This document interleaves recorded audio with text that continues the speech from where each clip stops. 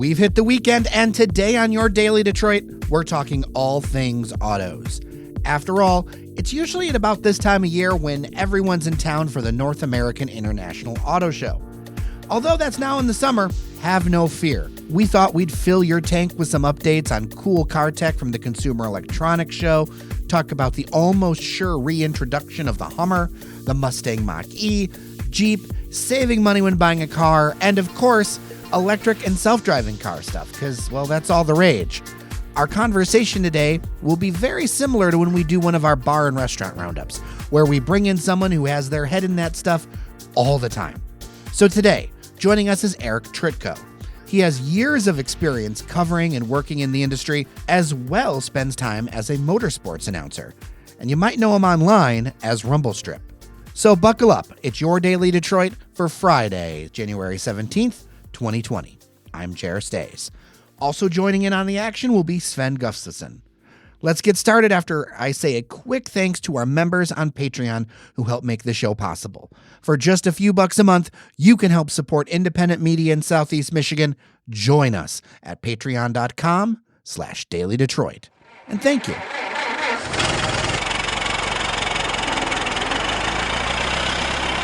All right, it's time to talk about cars, and joining us to do just that is Eric Trytko. Eric's a longtime friend of Jeremiah's here.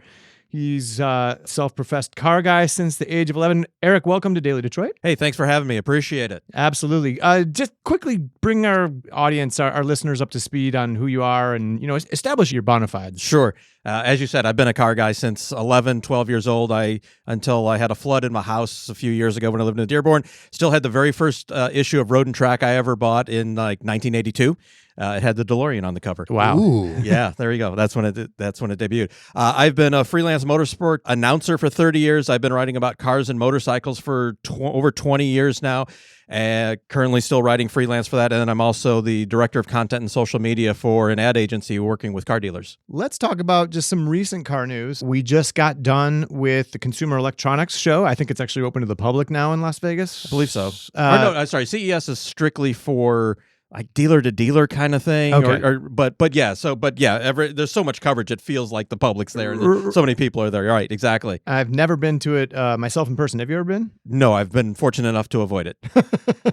But CES has been increasingly in recent years become an important kind of venue for automakers to go and demonstrate their newest, greatest technology, because cars, after all, are becoming increasingly mobile computers, as a lot of people say. So what jumped out at you from CES this year? What were some of the kind of bigger stories, I think? It sort of depends on how you look at it. There was the big PR stunt kind of announcements, and then there was sort of the interesting technology marketing stuff. So from a technology standpoint, that was interesting was the Sony Vision S. Yeah. Everyone scratches their head. Wait, what do you mean? Sony's going to build a car? Well, they built cameras and TVs and everything. Nobody knew that this was, this was just kind of came out of like, poof, where'd this come from? Sony made an electric vehicle. Exactly. And I don't believe that. And it was a pretty nice looking car. It was very attractive. It was incredibly well styled.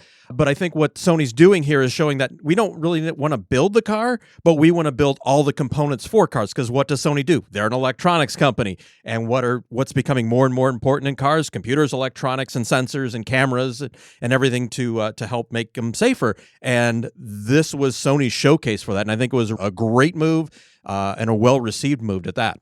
Yeah, so you think it follows that we can look forward to a lot more Sony content in vehicles in the future? I believe so. It's going to take a little bit because anyone who's been involved in the auto industry knows what you see on a car that comes out today really has been worked on for 4 or 5 years, and the components have to be kind of factored in going back that far as size and computing power and things like that. So will we see stuff from Sony? Yes, not immediately, but in a couple years. But the competition is really good because companies like Continental and Bosch are really dominating a lot of the content. And like if you were to pull apart the cars, like half the cars, they'd all have like a lot of the same components. So someone else coming in there and offering a different point of view and some price competition can only be a good thing. Sony, I'm not aware that they've been traditionally a big car supplier, stereo. Hi-fi equipment, of Sure. course, sure. But I'm not aware. Like, are they getting into battery manufacturing development? I don't think the battery side of it, but it's more cameras and sensors and the core electronics and the computing power. When you look at the cameras that are needed for LiDAR and radar, they have that expertise. Just imaging in general from the whole Sony sensors. Like Sony sensors are some of the best in the world right now. Obviously, computing power, just everything that they do with screens. I mean, screens have become so important in cars now for not only for your infotainment, but as far as your instrumentation. Sure. And then now we're talking about replacing side view mirrors with cameras and then screens inside the car for aerodynamic purposes and maybe better vision and all around. Rear view mirrors are just screens now too. They're not quite realistic yet, but it's still, it offers an interesting. Sony's right dead in the middle. They've got the facilities to do that. Yeah, I drive a very old model car that's pretty low tech by modern standards, and I recently had a loaner car for an event that I covered for Honda down in Ohio. It was an interesting experience for me driving it because I found all of the new digital technology and all the safety systems and the screens and everything very distracting. Mm-hmm. Like, it was not easy. I mean, I'm sure there's a learning curve and you get used to it and everything, but I found it really distracting and a little dangerous feeling it to me in a way. Agree 100%. And one of the trends that's been in automotive for a number of years with the infotainment screens and everything is like, let's just have a screen and no buttons and dials. Let's make it like our phone. Everyone wants it to be like the phone. And that's the worst thing in the world, because if you think about it, as you're driving down the road, and especially the way roads are today, doesn't matter, not just here in Detroit, wherever you go, you're bouncing around and everything. And like, try to hold your hand over the screen and like, when you have to look to find the touch target, where I like having a switch. Like,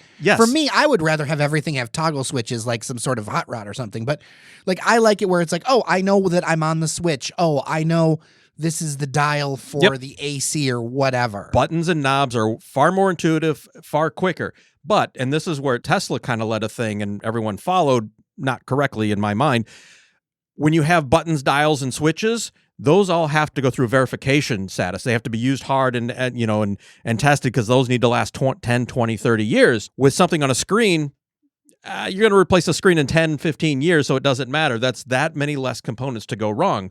And so that's one of the reasons why manufacturers really like that with no buttons and knobs and going on a screen, is because it cuts their cost tremendously, not only from a verification standpoint. I'm using the wrong word, but essentially a verification for like validation. Validation. Thank you. That was the word I was looking for. I knew it was a V somewhere. But yeah, they don't have to go through all that validation. That saves them a ton of money, not only in the components, but the time and the effort and the research to do that. So screens are great for them because it saves them money. As a driver, it's far less safe. I keep thinking about this with the impending, and it's coming quick, the electrification of cars. Sure. However they end up doing the next generation of propulsion, gas is on its way out eventually and soon. And those vehicles are a lot simpler. You're talking about these components with all the switches and everything. Even if you think about drivetrains, you've got a battery, and then you've just got a lot less gears. You don't have all the thousands of how many ever components in an engine. I feel like that there is a huge echo boom that's about to happen. And of course, it's going to hit our region pretty heavy as this transition starts to happen. And I think we need to be less worried about autonomous cars, because I still don't know, when are we going to get fully autonomous vehicles? Do you have any idea on that? For what people think of autonomous, which would be what's called level 5, where you get in your little pod and your pod takes you somewhere, that's going to be 20, 30 years off from a mass consumer standpoint. In very large metropolitan cities, maybe 15 to 20 years, you might have some geofenced areas that could be a little more in line with that. But as far as a general consumer, you just go from your suburban home to wherever your work is. Yeah, that's 20, 30 years down the road. But Elon Musk says it's ready, tomorrow, basically, right?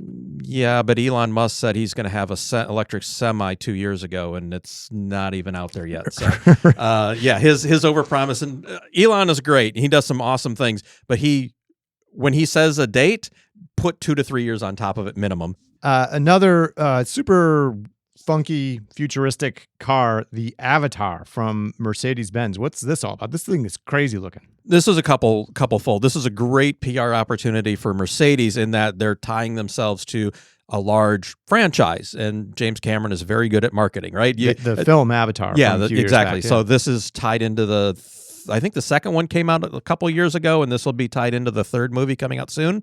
So it ties into that. They're trying to Mercedes is trying to promote their ecological point of view. This is showcasing some of their battery stuff, but more a focus on what their styling might be 5-10 years down the road. It's also an autonomous concept vehicle. Yeah, let's put autonomous. Yeah, again, what did we just touch on? Autonomous. So yes, theoretically autonomous, but that's a longer term thing on it. It's a styling exercise to show off some interesting ideas. If you've been a car person for a very long time, when the Porsche 928 came out in the late 70s, 78, I believe is when it debuted. There was a joke back then. It says, just because of the original styling before they tweaked it, you didn't know which side was the front and which side was the back. And if you actually look at an original 928, you kind of get that idea. And when you look at this Mercedes Avatar project, you kind of like, well, wait a minute, is that the front or the back? Like if you just look at a straight on headshot or a straight on rear shot. From the side, it's gorgeous. The sculpturing is beautiful. There's a lot of French curve into the side and things like that. It's beautifully sculpted. And no doors on it, right? Of course, that's so practical. Very, right? very concept. Yeah, exactly. Yeah. Also, something from Bosch, which has a big presence here in the Detroit area. They came out with a cool visor design. Yeah, this one caught my eye because it's interesting, but it's one of those we jokingly referred to before we got started here, a $600 solution to a $2 thing, right? So sun glare. Sun visors, they're great to have, and yes, does it block your view if the sun's really low? Sure, which is why occasionally they'll come back again where you can like sunglass kind of sun visors, as I'm gesturing with my hands here that no one else can see. That's okay. What this is sort of a clear piece of something, and it has sensors in it so that it tracks your eye movement, and it's clear so that you can see through it. But then because of the cells that are in it, it tracks your eyes and where the sun is, and it'll only dim out certain portions of it so that you can still see through it clearly, and it doesn't block any of your vision, but it blocks out the sun from blinding you. Really cool idea. It seriously is. But again, sounds expensive. It sounds very expensive. Yeah, like imagine if you have this visor in your car and it breaks. Right. That's going to cost a lot of money to repair that, I'm guessing. Just a guess. That said, it's going to be in a car that's, if it were priced today, it's probably a minimum $100,000 car. Lincoln Navigator, Black Label or something. Yeah, I would. Yeah, exactly. Mercedes S-Class, BMW X7 or something like that. Exactly. Let's transition away from CES. Big news. I think the Wall Street Journal broke this, if I'm not mistaken. Correct me if I'm wrong, but the Hummer brand, GM's bringing it back. Yeah. Which begs the question, why? Yeah, I think it was a combination of Wall Street Journal and Automotive News, but whatever. The sources, I guess, is irrelevant. So the reason this is true is there's an internal auto industry group, and there was some jokes going around, and one of the people from GM who's in there, when we're joking like, oh, a lot of no comment, and the way you can tell something's true is when there's a whole lot of no comment, right? Yeah. So GM has denied this officially, but the way they've denied it lets you know that it's happening. So Hummer was killed as a brand during bankruptcy. Yep. Along with like Saab, and then Pontiac, yep, Saturn, yep. Interestingly enough, Hummer was a profitable brand for GM, but because it was bad optics, because in a lot of people's eyes it represented the worst of gas guzzling. Sure, that was one of the reasons. At a time when gas was approaching $4 a gallon, I'd say $4+. I think it had to get killed for political reasons. GM was banking back then on the Chevy Volt as their, they were lobbying the federal government for bailout money. Yep. And they said, well, look what we're building here. Yep, exactly. Interestingly enough, there were some really good products coming from Hummer when they shut it down, but that's irrelevant. Sort of the ironic thing of this is something that was supposedly the most gas-guzzling brand of GM is now going to be, it's not going to be a standalone brand, apparently. Right. They're calling it Hummer by GMC. It's going to be a model by GMC. Exactly. As opposed to a standalone brand. And they do that because they don't have to sink the costs into developing a dealer network devoted to the brand. It can just be another model. Correct. For GMC dealers. Exactly. But the ironic thing is what was the most gas-guzzling brand of GM and sort of the epitome of old Detroit is going to be an electric vehicle, the clean future. It's going to be a big, heavy SUV, like military-inspired SUV. I mean, that's what the Hummer is. I think this is going to be more. again, you're getting some conflicting stories. Sure. But I'm thinking this is going to be more what we call mid to full size today in crossovers. So from a GM standpoint, think like Traverse size. So 3-row probably, but not Escalade size, which is interesting because the thing about Cadillac is they're supposed to be GM's big electric brand going forward, 5-6 years forward. Now they're going to do this with GMC. So I'm sure there's some synergy between what they're doing with Cadillac and what this will be from a, Hummer by GMC. Well, when it comes to making their money, I mean, big cars are where it's at, man. Like it's just Content, what is extra content. extra content. And then also, you look at the power of something like a Jeep brand. I feel like if this new Hummer is going to be the size you're describing, that feels like a large-sized Jeep competitor. Sure. Like going after that same customer. Well, Jeep's going to be coming out very soon with the Wagoneer, Grand Wagoneer, bringing back an old name. Built at this new plant they're building in the east side of Detroit. Yep, exactly. And this will sort of be along that same kind of line. And the failing to me with all the electric cars up to this point have been they've tried to go after, understandably, the forward-thinking, eco-focused consumer who wants something small, light, or whatever, but with batteries you can't have light just because of physics. I've always maintained if you want to have the biggest impact with batteries, you need to be putting batteries in SUVs and trucks where everybody's buying them. Everybody's buying them. There's actual profit margin, so you're not selling a $20,000 vehicle at $40,000 because a Chevy Bolt or even a Volt, but a Bolt is a $36,000 to $40,000 vehicle in what really is a $20,000 to $22,000 vehicle, right? So that's a pretty big premium. But if you're selling, let's say, a Cadillac XT6, a nice 3-row crossover vehicle that's going to be priced at $60,000, so if you pay $70,000 or $75,000 for an electric version of that, there's less stress in there, and you're way more profit in that. The reality is that America is not going to give up our giant vehicles. No. It's like culturally, as much as the guy here who likes to bike to work, I know that this is the United States of America and this is what we do. And there's only so much I can do to change that. And part of that is like when I visited the Rivian facility I think it's in Plymouth, yes, right? Where we were there. The thing that struck me right away with their electric vehicle when I first saw it with my own eyes, the pickup truck and the SUV, is that this is the future. This is much more of the future than what Tesla did with like the Roadster and went to the high end. I get why they did what they did, but the first moment I laid eyes on those two vehicles, I'm like, this is where it's going to make an impact. And those vehicles are among the biggest gas guzzlers. Yep. And so you're actually taking out more emissions impact. Exactly. Because we're not going to, that's the thing is that the culture part is the hardest part to change. And so if you're going to do an ecological impact, doing that with SUVs makes sense. Yep. And also it gives you the size and platform to do things like put a ton of battery power in that thing. Exactly.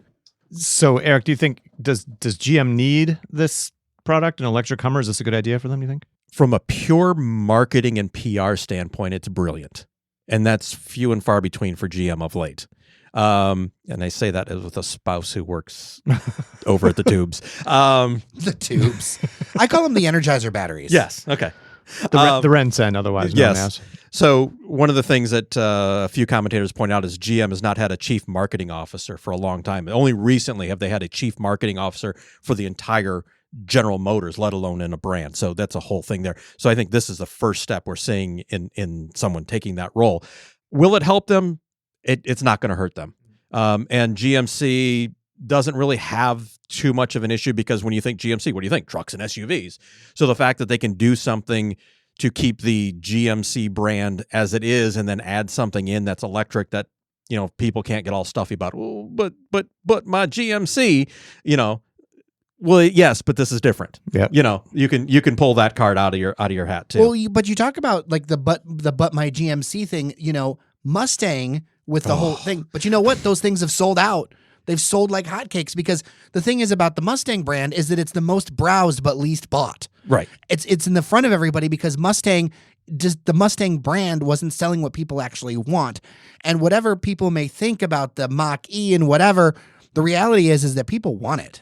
Yes. From a business perspective, I'm saying. As someone who's owned three V8 Mustangs, in my lifetime, and a huge Mustang person involved with sort of the rebirth of it way back in the 90s, I've got a lot of conflicting thoughts on this. Man.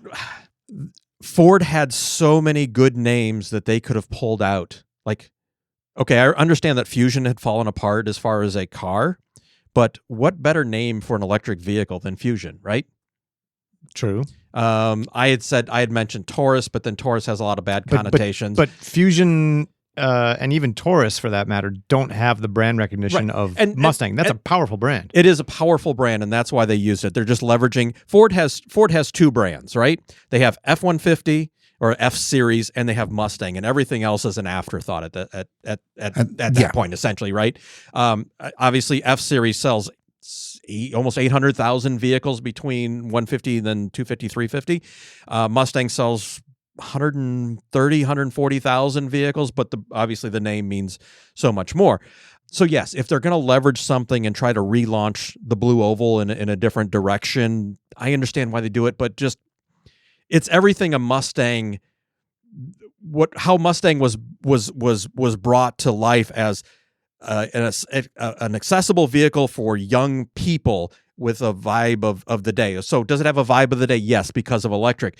But is it accessible to young people, and is it something young people want? $45,000 to $60,000 crossover vehicle?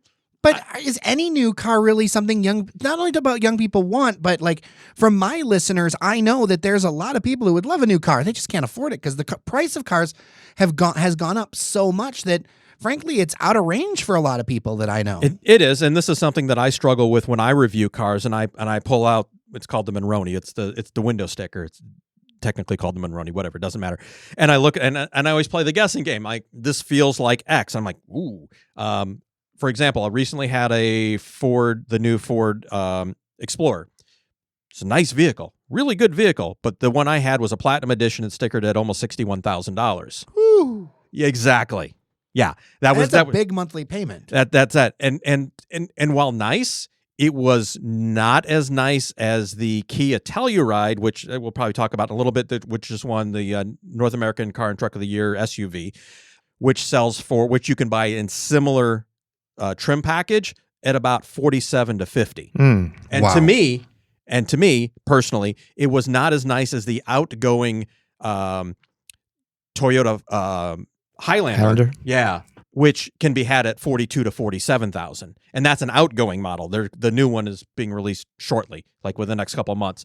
So, good vehicle, drove well, quiet, rode beautifully, but the sticker price, to your point, just out of touch, right? Yeah, because I know so many people now that are just like, because they can only afford so much. They're going, well, it's got Apple CarPlay. I'm good. Like, and that's the checkbox that I see a lot of especially younger people with families right now. Sure. I mean, we have multiple parts of our listenership, but I mean, there is that younger group of people going between car insurance, which is very high in Michigan. Yep. Your car payment, it becomes like the instead of being a joy, it becomes a burden, and that's a terrible place for a brand to have to work in. Any brand. So there's a couple things. Beware what you wish for and ask for. So we want all these safety features in our vehicles, and we want it to be really quiet, and we want it to have all the toys. Well, guess what? You want all those toys, and you won't want to have to pay extra for it to option them in. That gets put into the base price. The price gets cost along because it actually costs money to put it in. So that's part of the reason why cars have gotten expensive. When you do like there's a government inflation calculator, API or something. And if you do the 20 years ago versus now, is there a difference in price? Yes. Is it significant? About 15%. And most of that is the content for anti-lock brakes, start, stop, all the infotainment system we want, the extra sound deadening and the extra thick glass. Safety technology. Yeah, safety technologies as well. From my day, what I call my day job, working with the car dealers, one of the things we've had a big push on of late, and this goes to address how expensive cars are, certified pre-owned. It's one of the best deals in town. Seriously, you can get a nice 2-3-year-old vehicle, and if it's a model that's in production, it doesn't look like you're driving the last generation, but it comes with full warranty, and it comes a lot of times. I'm working on a program with one of our Lexus dealers right now. You're getting for your first 4 maintenance, like $5,000, $10,000, and $20,000 maintenance, is like oil change, tire rotation. Go to the dealer; it's free. All right, so that's awesome, and then you're getting it for 30 to 40% less than what it costs new, and it only has like 20, maybe 30,000 miles on it, and it has to go through all these ones. And it's not just Lexus; Kia's got a good one. Most of the auto manufacturers have a really good thing. So here's a way to get a vehicle at an affordable price. And I realize that's not the topic we're going, but it addresses the point. There are options out there, but you got to be a little bit more creative. Exactly. And to like Kia's point, their biggest growing market is not just their new vehicles, it's their certified pre-owned. They put out press releases about every 4 months, like, oh my God, our CPOs are up again, like unbelievable amounts of percentage. So let's get to the North American Car and Truck of the Year. You mentioned Kia. That was on the list. And I remember back in the day when people kind of laughed about Kias, and now that's a completely different situation. Yeah, over the last 5, 6 years, even 7 years, Kia's offered some of the best value for money when it comes to new vehicles. Mm-hmm. For a 4-door family sedan, it's really difficult to beat the Optima. It's always been a reasonably well-priced vehicle with a lot of options until you get to the top trim levels, and then they get real greedy with their money. But like mid-level, they're really good. The quality has always been good. They're a sister company with Hyundai, and Hyundai usually comes out with the vehicle first, and then Kia kind of has a look at it and goes, let's change this and this. And then the Kia version always comes out better than the Hyundai version, at least to me, personally. But this new Telluride, from the first moment I saw it, the styling is amazing. That's the vehicle that won the SUV category for this. Mm-hmm. You look at the interior and you're like, wow, this is... When I looked at it, the styling reminds you very much of like a Land Rover. You look at the interior and it kind of has a little bit of that look and a little bit of the new generation Lincoln look to it. Maybe not quite to that level, but you're getting a taste of that at a it's hard to call it a mainstream level when it's a $45,000. Well, they start at like 35, but and go up to about 50. But you're getting a taste of that luxury at quote unquote an affordable consumer price, especially at that level. And the value, and we talked about it earlier, the value for money with that vehicle is just tremendous. The build quality is excellent. The content is right there. It was an awesome choice for the award, and well deserved. And then Chevy takes home the award for car for the new C8 Corvette. This is the mid-engine Corvette that's been in development forever, probably, right? Yeah, at least 10 years, if not longer. Supposedly it was in development before bankruptcy. So you're the motorsports guy. Like, explain what mid-engine, what does that mean? What does it do? What kind of advantages does that bring? It brings a lot of different advantages depending on how you look at it. Let's just say from a straight, like a lot of those cars, people get excited about what's the 0 to 60 number, right? How fast does it accelerate? Ludicrous mode in a Tesla kind of thing, right? So with a front engine rear drive car, physics kind of limit how fast you can go because you've got this big heavy lump out front and then you're trying to drive the rear wheels and you don't have as much weight there. With a mid-engine car, you have way more weight over the rear wheels, so you're able to put much more power down. So for an example... Like more torque. Yeah, more power, more horsepower, more torque. So for example, the ZR1 Corvette of the old outgoing model was a 760 horsepower supercharged V8. And it did 0 to 60 in like 2.9 seconds. Or 3 seconds, whatever. Depends on who's measuring that day. With this new C8 Corvette at 460 horsepower, it has the same 0 to 60. Simply because of the way you can put the weight over the rear tires. Interesting. From a ride standpoint, because you don't have this big heavy weight out front, you can run a much softer suspension up front, so your steering feels better. Your ride is much better. It'll handle the same, but you won't feel like you're... when you go down a bumpy road, you're not like shaking to death, right? So it allows for a much more compliant suspension all around. And just from a general packaging standpoint, offers some advantages as well. Yeah. All right. And then finally, the Jeep Gladiator gets Truck of the Year. This was huge. This was like the pretty much the big story from the final Detroit Auto Show from last year in January. And this is essentially like a Renegade made into a truck, right? With the doors and Wrangler, yes. Wrangler, excuse me, with the doors and windshield removable and all that stuff. Yep, exactly. So from like the back doors forward, it's essentially a Wrangler, and then from there backwards, there's some differences they had to do for the frame because it's a longer wheelbase and some different things they did with the rear. But this is the vehicle that Jeep people have been asking for like 15 years. I think back in the middle aughts, they showed off a Gladiator concept. And Jeep has a very passionate following. They have their own online forums and everything. One of the most loyal brands in automotive. And, it's a Jeep thing you wouldn't understand. No, it's true. You spend some time with Jeep people and it's contagious. It really is. I've dated Jeep people and it goes across multiple and that's generations. families, the whole thing. It's a big thing. And the great thing about Jeep is there's two things that really stand out to me about the Jeep community. One, so much of the car society is male dominated, right? You think? Very testosterone. And not that Jeep doesn't have that, but it's very inclusive with females, right? There's a lot of... I know. Yeah, as I said. You dated a Jeep person. The other thing that I love about the Jeep community is so much about especially the performance car stuff is sort of like solitary. Like you kind of do your own thing and occasionally get together with people. The Jeep thing is all about the community. Like you go out as a group and do these things. You don't necessarily go, you can go out and do your own thing, but it's more about getting together as a group and then doing an adventure, which I think is super cool. Well, what stuck out for me with the Gladiator is there is a hilarious Facebook page called Wayne County Life. And this guy, he does this as an act, but it's like he lost his mind at a car dealership where he's like, I don't know what this is, man. This is a Jeep and a pickup truck. It's like they had a baby and it's in the middle of the lot and I don't know what to do. And he's just like for 5 minutes, opining about like how confused he is about it. But I can totally see why people want it, because if you have a need for a bed, there you go. And it's not the first pickup truck Jeep's done. They, in the 60s and 70s, they had the J10 and the J20. Oh, yeah. And in the 80s, they had the Comanche. Late 80s and early 90s, they had the Comanche. The Comanche. And that's become a very highly desirable vehicle in the last few years because so many people have wanted a Jeep pickup, and that's the only way they could do it. I love sometimes absurd vehicles. Like for me, I would love to have an El Camino. Mm-hmm. Like that. Sure, absolutely. Be amazing. Hey, move to Australia. Yeah, youths everywhere. Sorry, that's just one of those things. But it's the thing. There's a group of people, and they have them in Australia, except they quit making them there now because they don't produce any vehicles in Australia anymore. But anyways. Oh, I didn't know that. Yeah.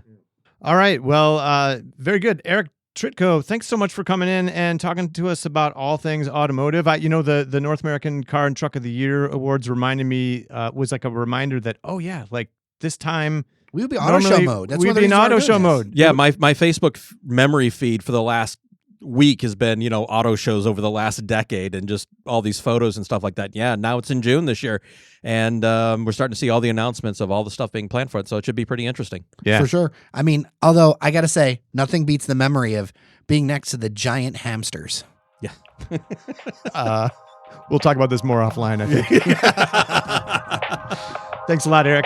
Thank you for having me. I appreciate it.